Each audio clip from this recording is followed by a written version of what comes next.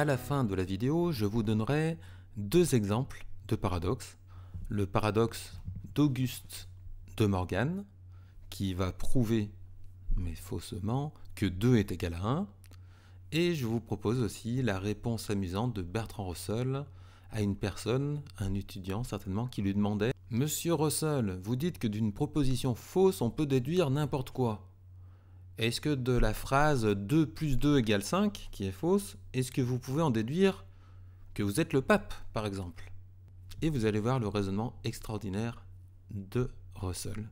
Abordons maintenant la classification du logicien Quine.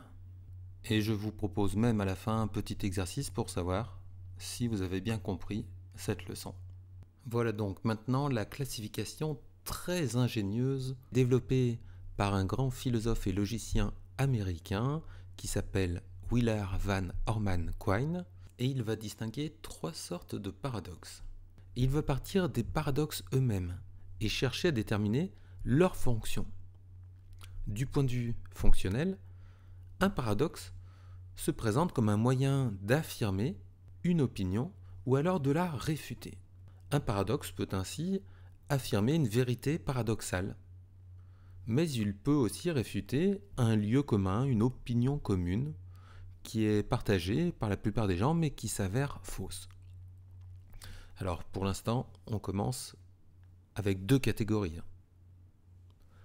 Les premiers paradoxes, selon Quine, sont ceux qui affirment une vérité.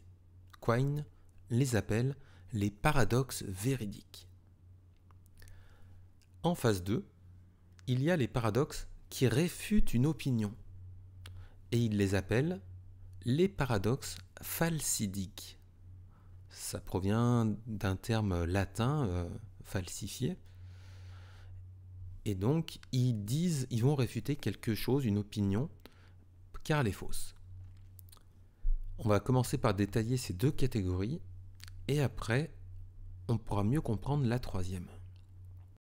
Alors, un paradoxe est véridique quand il ne mène pas à une contradiction et que la proposition paradoxale affirme quelque chose qui se révèle exact après un examen détaillé. Je cite Quine, « Un paradoxe véridique enferme une surprise, mais la surprise se dissipe vite, tandis que nous considérons la preuve. » Un paradoxe est donc dit véridique s'il repose sur une vérité qui semble à première vue contradictoire, mais qui en fait ne l'est pas. Il prend l'exemple du paradoxe du barbier. Eh bien, que nous dit ce paradoxe du barbier? Qu'un tel barbier n'existe pas. Donc il nous apprend quelque chose, il nous donne une vérité. On pourrait aussi prendre le paradoxe de l'infini. On dirait que c'était un paradoxe qu'une partie soit aussi grande que le tout, et en fin de compte, c'est la définition de l'infini. Maintenant, prenons au contraire les paradoxes falsidiques, qui vont réfuter quelque chose, qui vont montrer que quelque chose est faux.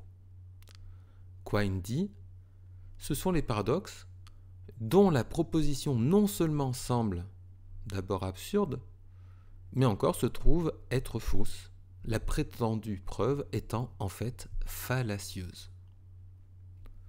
Ce genre de paradoxe, qu'on appelle falsidique, consiste à affirmer une proposition fausse en utilisant un raisonnement valide. Cependant, ce raisonnement valide n'est pas une preuve correcte, car il y a une faute qui est dissimulée dans l'un des arguments utilisés dans le raisonnement. Je cite Quine, « Dans un paradoxe falsidique, il y a toujours une faute dans l'argument. » Une faute dans l'argument signifie que la faute provient d'une conception erronée, ou parfois de l'introduction d'un élément non examiné, qu'on accepte comme tel, car il nous semble évident. Mais si on creuse un petit peu, on voit que cet argument, cet élément, est totalement faux. Et après coup, tout le monde peut être d'accord, cette fausseté est sans ambiguïté. Un paradoxe sera dit falsidique si la conclusion est réellement fausse. Dans ce dernier cas, l'erreur provient d'un élément, d'un argument faux dans la chaîne de raisonnement. On peut prendre l'exemple du paradoxe de Morgan, où il parvient à prouver en utilisant un raisonnement valide, que 1 égale 2. Mais quand on examine attentivement toute la chaîne de son raisonnement, on voit qu'il fait intervenir un élément faux dans le raisonnement. Quine fait remarquer ensuite qu'il faut ajouter une autre catégorie, car il y a des paradoxes qui ne peuvent être rangés ni dans l'une ni dans l'autre de ces deux catégories. Il s'agit des paradoxes antinomiques, dans lesquels on pourra ranger le paradoxe de Russell et le paradoxe de Grelling. En attendant la vidéo sur les paradoxes antinomiques, je vous propose, comme promis, le paradoxe de De Morgan et la réponse ingénieuse de Russell à la question de l'un de ses étudiants. Comment prouver que 2 est égal à 1 ? Prenons que x est égal à 1.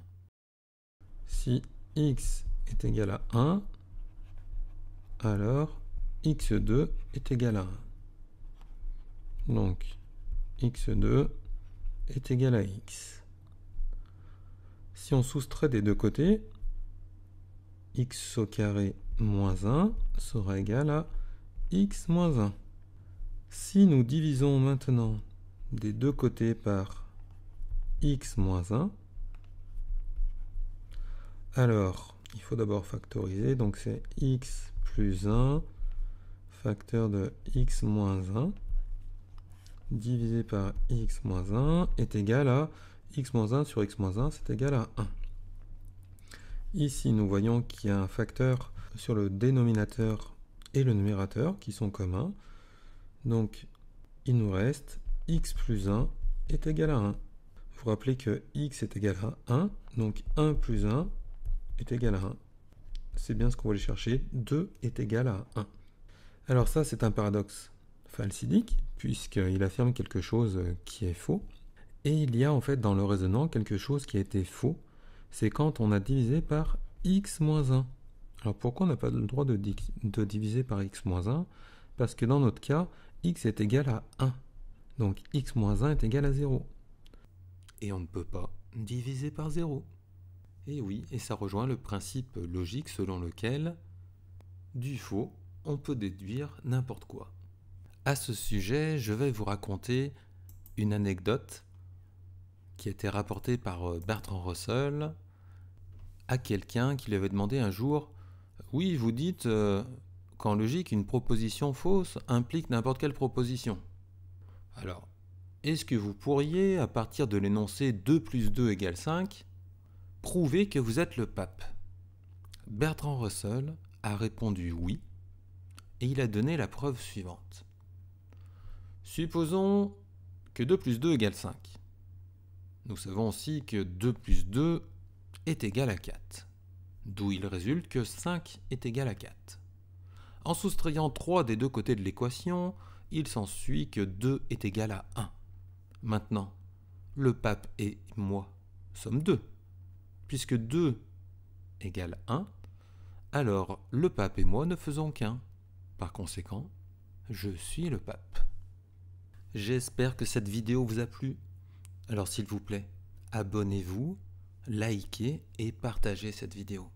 Je vous remercie et à très bientôt. Alors voici les exercices. Le paradoxe du barbier est-il véridique ou phalsidique? Le paradoxe de Frédéric. Vous savez, c'est cet individu qui, à l'âge de 21 ans, n'a fêté que 5 anniversaires. Est-ce un paradoxe véridique ou est-ce un paradoxe phalsidique? Enfin, les paradoxes de Zénon sont-ils des paradoxes véridiques ou phalsidiques? Le paradoxe copernicien est-il véridique ou phalsidique? Très facile. Le paradoxe du barbier est aussi un paradoxe véridique, car un tel barbier n'existe pas. Il n'y a pas de barbier qui rase toutes les personnes qui ne se rasent pas elles-mêmes. Le paradoxe de Frédéric est un paradoxe véridique. Il est possible d'avoir 4 fois l'âge du nombre d'anniversaires que nous avons fêtés. Les paradoxes de Zénon, bien entendu, sont phalsidiques. Et oui, une succession infinie d'intervalles n'est pas nécessairement un intervalle infini. Bien entendu, le paradoxe de Copernic est véridique. Nous n'avons pas l'impression que la Terre tourne autour du Soleil, mais pourtant, c'est ce qui se passe. Nous ne sentons pas que la Terre tourne, mais elle bouge.